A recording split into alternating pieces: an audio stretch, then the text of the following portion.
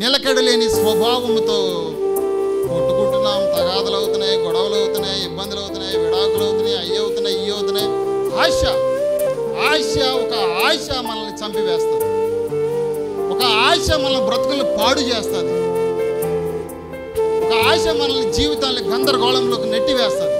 మన మట్టుకు మనము బౌండరీ కంచె వేసుకొని జీవించినప్పుడు మన బ్రతుకులు బాగుపడతాయి, మన బ్రతుకులు బాగుంటాయి. చెప్పండి, అందరికి అర్థమైందా?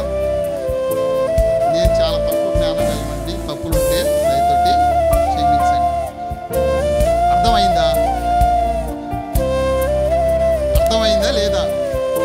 అర్థమైందా?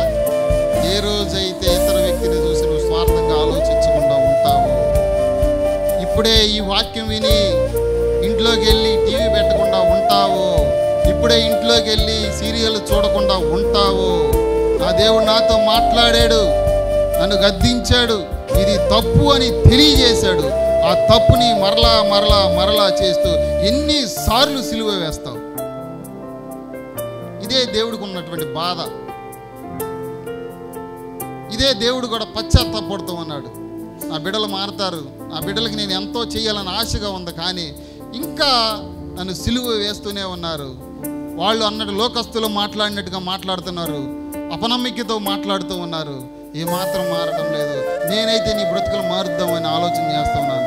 రక్షణ కలిగిందే కానీ రెండు అంచెలు కలిగినటువంటి మనస్సు కలిగి ఇటు అటు తిరుగుతూనే ఉన్నారు, కానీ నా బ్రతుకు మార్చబడలేదు, దీవించబడలేదు, ఆశీర్వదించబడలేదు. కేవలము నీ హృదయంలో ఉన్నటువంటి